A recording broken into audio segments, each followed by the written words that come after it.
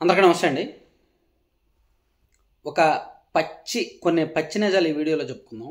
కూటమి ప్రభుత్వం వచ్చిన తర్వాత సరే రాజధాని కడుతున్నారా, పోలవరం కడుతున్నారా, ప్రజలకు స్వేచ్ఛ ఉందా, అభివృద్ధి చేస్తున్నారా, ఇవన్నీ కాసేపు పక్కన పెడతాం. అసాంఘిక వ్యవహారాలు, ఇల్లీగల్ వ్యవహారాలు పెరుగుతున్నాయి అనేది 100% వాస్తవం. మన రాష్ట్రంలో ఆల్మోస్ట్ ప్రతి జిల్లా కేంద్రంలో, ప్రతి పట్టణంలో, కాస్త టైర్ 2 సిటీస్లో కూడా పేకాట శిబిరాలు ఉన్నాయనే సంగతి ఎంతమందికి తెలుసు? గతంలో లేవు. గతంలో పెట్టడానికి భయపడేవాళ్ళు, ఉన్నా చాటుమాటుగా నడిపించుకునేవాళ్ళు. ఒక పెద్ద స్థాయి విజయవాడ అండ్ గుంటూరు, ఒక రాష్ట్రం మొత్తం మీద 4-5 చోట్ల మాత్రమే పెట్టుకునేవాళ్ళు. విశాఖపట్నం లాంటి ఒక 4-5 చోట్ల, రాష్ట్రం మొత్తం మీద 4-5 చోట్ల మాత్రమే పెట్టుకున్నారు గత ప్రభుత్వం ఉన్నప్పుడు. అది కూడా చాటుమాటుగా పెట్టుకున్నారు, భయపడుతూ పోలీసులకి ఏదో మామూలు ఇచ్చుకుంటూ. ఇప్పుడు ఏలూరులో ఉంది, కైకలూరులో ఉంది, కాకినాడలో ఉంది, భీమవరంలో ఉంది, మచిలీపట్నంలో ఉన్నాయి, విజయవాడలో ఉన్నాయి, గుంటూరులో ఉన్నాయి, ఒంగోలులో ఉన్నాయి, నెల్లూరు, అక్కడ ఇక్కడ అని లేదు. ఒక్కో జిల్లాకి 2-3 చోట్ల కూడా పేకాట నడుస్తుందనే సంగతి మేబీ అది ఆడుతున్న వాళ్ళకి తెలుసు. దానికి సంబంధం లేని వాళ్ళకి, దాని గురించి పట్టించుకునే వాళ్ళకి తెలియదేమో, కానీ దానికి సంబంధం ఉన్న వాళ్ళకి తెలుసు. ఎందుకంటే మన సబ్స్క్రైబర్స్ చాలామంది నాకు ఇన్ఫర్మేషన్ ఇస్తూనే ఉన్నారు. చాలా చోట్ల జరుగుతున్నాయి, అక్కడ ఇక్కడ అని కాదు. గుంటూరు ఎల్వీఆర్ క్లబ్లో జరుగుతుందంట, అక్కడ పర్మిషన్ ఉందా? విజయవాడలో 2 చోట్ల జరుగుతున్నాయి, పర్మిషన్ ఉందా? సో ఏలూరులో ఒక కార్పొరేటర్ నిర్వహిస్తున్నారంట, పర్మిషన్స్ ఉన్నాయా? పేకాట ఆడుకోండి ఏమైనా ప్రభుత్వం పర్మిషన్ ఇచ్చిందా? లేదు. ఇది ఒకటి. ఇటువంటి ఇల్లీగల్ వ్యవహారాలు చాలా జరుగుతున్నాయి. మరొకటి, రేవ్ పార్టీ. ఈరోజు ఉమ్మడి తూర్పుగోదావరి జిల్లా పరిధిలో ఒక రేవ్ పార్టీ జరిగింది. అసలు ఆ రేవ్ పార్టీలు అంటే బెంగళూరు, హైదరాబాద్ లాంటి మెట్రోపాలిటన్ సిటీస్లో, గ్రేటర్ సిటీస్లో మాత్రమే మనం ఇప్పుడు వరకు విన్నాం. అటువంటిది తూర్పుగోదావరి జిల్లాలో ఏదో మండలం పేరు కూడా చెప్పారండి, చూస్తున్నా. సో అక్కడ ఒక రేవ్ పార్టీ నిర్వహించారు ఇందాక.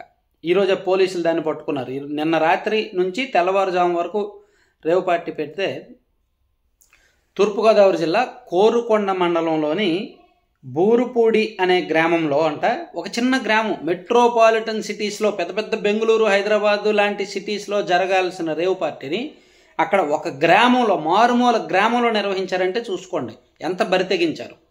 ఒక్క 10 రోజుల కిందటే ఈ ఉమ్మడి పశ్చిమ గోదావరి జిల్లా పరిధిలోని ఉంగుటూరు నియోజకవర్గంలో ఒక జనసేన పార్టీ నాయకుడు నిర్వహించాడు.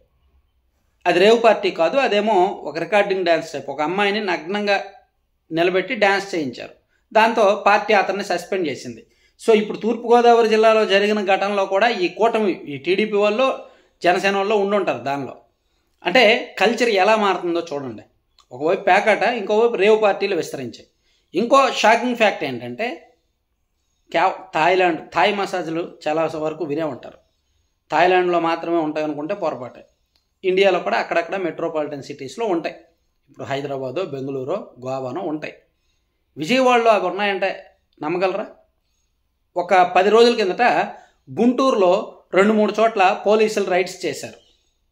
గుంటూరులో 2-3 చోట్ల జరుగుతున్న విషయాన్ని పోలీసులు రైడ్స్ చేసి అందులో థాయ్ అమ్మాయిలు కొంతమందిని పట్టుకున్నారు. ప్లస్ అది నిర్వాహకుల్ని, యజమానుల్ని అందరినీ కూడా పట్టుకొని కేసులు కట్టారు. విజయవాడలో యాక్చువల్లీ కొన్ని సంవత్సరాల కిందట గత ప్రభుత్వం ఉన్నప్పుడు అన్నీ క్లోజ్ చేయించారు. కానీ విజయవాడ మొత్తం మీద ఎవరో మరి పొలిటికల్గా ఎవరి పవర్ ఉందో, లేదంటే పోలీసు అధికారులది ఎవరిదైనా వ్యవస్థ పవర్ ఎవరిది ఉందో కానీ ఒక చోట నడుస్తుందంట. విజయవాడ మొత్తం, నగరం మొత్తం మీద ఒక చోట భారీ ఎత్తున జరుగుతుందన్నమాట ఈ థాయ్ మసాజ్లకు సంబంధించిన వ్యవహారం ఒకటి. అది ఎక్కడంటే నోవాటెల్ ఆపోజిట్ రోడ్లో ఒక చిన్న అప్రోచ్ రోడ్డు ఉంటుందంట, అక్కడ స్టూడియో 9 అని ఉంటుంది. సో అందులో జరుగుతుందని పోలీసులకు సమాచారం ఉన్నప్పటికీ ఈ రైడ్స్ జరగట్లా.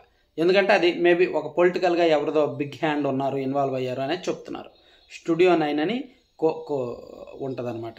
అంటే నోవాటెల్ ఆపోజిట్లో ఒక సబ్వే ఉంటుంది, చిన్న అప్రోచ్ రోడ్లోనంట.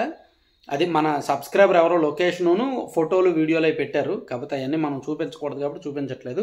అక్కడ చాలా దందా జరుగుతోంది అని చెప్తున్నారు. అంటే ఒకవైపు పేకాట, నేను చూడండి అన్ని సబ్జెక్టులు ఒకే వీడియోలో చెప్పేస్తాను.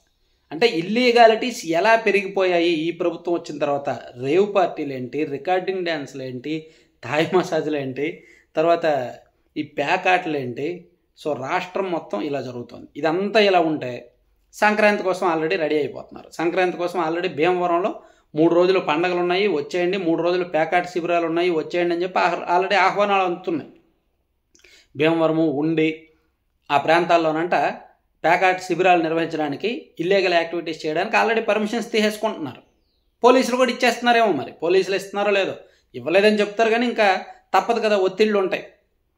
గత వైసీపీ ఉన్నప్పుడు గుడివాడలో 3 రోజుల పాటు క్యాజినో పెడితేనే చాలామంది రచ్చరచ్చ చేశారు. మరి ఇప్పుడు భీమవరము, ఉండిలో అంతకన్నా ఎక్కువే చేయడానికి ట్రై చేస్తున్నారు. ఆల్రెడీ ప్లానింగ్లో ఉన్నారు కొంతమంది. సో మరి ఈ ప్రభుత్వం అంటే ఇది అంత కరెక్ట్ కాదు, ఎంకరేజ్ చేయడం అంత కరెక్ట్ కాదు. సో ప్రభుత్వ పెద్దలు కొంచెం సీరియస్గా వ్యవహరిస్తే బెటర్. Thank you.